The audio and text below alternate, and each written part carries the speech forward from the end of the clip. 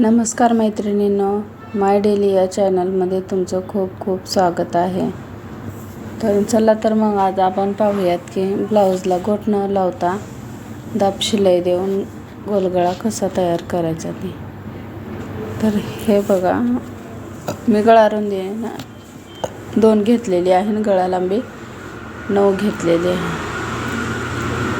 तर बघा, हा साडीचा कपडा आहे, तो असा खाली अंथरून घेते आणि नंतर हा अस्तर ठेवते वरतून आणि पूर्ण गळ्याला अशा पिना लावते आणि अशा गोल राऊंडमध्ये शिलाई मारून घेते. आणि आधी सगळीकडून पिना वगैरे व्यवस्थित लावून घ्यायच्या, म्हणजे कपडा सुळसुळीत असल्यामुळं ना पिना लावल्यावर सरकणार नाही ते. आणि अशी गोल गळ्याला ना पूर्ण शिलाई मारून घ्यायची सावकाश एकदा.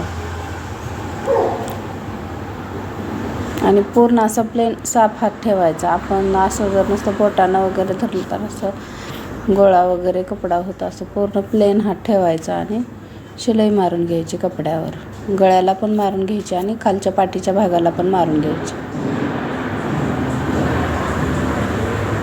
आणि नंतर मग हे पूर्ण गळ्याचा भाग तो कट करून घ्यायचा, पूर्ण गोल राऊंडमध्ये आहे तसं. ब्लाऊजचे खडे येत होते आतमध्ये, तर त्यांना खाना काढावं लागलं मला. तर हे बघा, असे छोटे छोटे चुटके मारून घेतले आणि हा भाग कपडानं मी असा पलटून घेते. खालची पाठीचा भाग कट करते आणि पूर्ण भाग असा पलटून घेते. पलटून घेतल्याच्या नंतर बघा, एकदम असं काठोकाठ धरायचा. अस्तरचा कपडा वरती दिसू द्यायचा नाही आणि अशी शिलाई मारून घ्यायची, म्हणजे व्यवस्थित गळा येतोय.